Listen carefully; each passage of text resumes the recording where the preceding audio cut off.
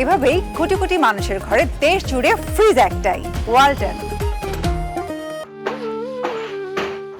একসময় গ্রামগুলো মুখরিত থাকতো ঢেকির ছন্দময় শব্দে। এখন আর সেই পায়ের ঢেকি দেখা যায় না। মানিকগঞ্জের সিংগাইরে সেই ঢেকি ফিরিয়ে এনেছেন বিপ্লব সাহা। তবে ঢেকি পায়ের চাপে নয়, চলে মোটরে। ধানি মেশিনের গ্রাহকদের আমি আস্তে আস্তে জিজ্ঞেস করতে ধরলাম যে আপনারা আমনের ঢেকি ছাড়া চাউল করতে চাই। এই গ্রাহকগুলা কন্টিনিউ বলতো যে আমরাই খাই ঢেকি ছাড়া চাল, আমরাই খুঁজি ঢেকি ছাড়া চাউল, আপনি করেন, আপনি করলে আমরা নেব। সেই ক্ষেত্রে ওই ক্ষেত্রেই আমরা আগ্রহ করে ঢেকিটা দ্রুত তৈরি করছি। ঢেকি ছাটা চালের চাহিদা এখনও আছে বলে মনে করেন তিনি।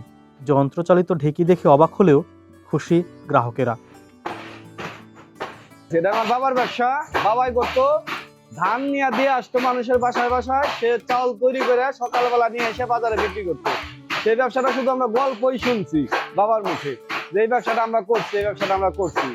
সেই ক্ষেত্রে ওই ব্যবসা থেকে আমিও যখন একটা ব্যবসা বাদ দিয়ে আর একটা ব্যবসা নিব, পরবর্তীতে চিন্তা করলাম যে বাবা এই যে ব্যবসাটা করতো ওইটা একটু মাথায় নিয়ে একটু চিন্তা ভাবনা করি।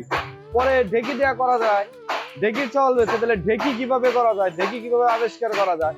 ঢেকিটা পরে আমি দেখলাম যে যশোরের মাহবুব ভাই ঢেকি বানায়।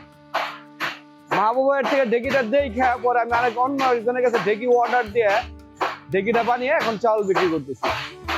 এটা তো আসলে আমাদের এটা একটা ঐতিহ্য না, এটা পুরো এখন তো বিলুপ্তর পথে। হঠাৎ করে দেখলে একটু পিছনে আর কি স্মৃতি মনে পড়ে যায়। দেখা যাচ্ছে মেশিনে ভাঙলে 10 টাকা 15 টাকা নেয়, এখানে 20 টাকা 25 টাকা হইলেই ঠিক করে দেয়।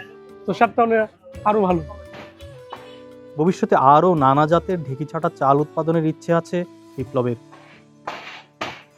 আমাদের নেক্সটে যখন মিনি শপ আমরা চালু করবো, তখন আমাদের চাল থাকে 7-8 আইটেম সাদা চাল। এখন যেমন আমরা সাদা চাল করি না, বিরল চাল করি না, নাজির করি না, এগুলাও থাকবে।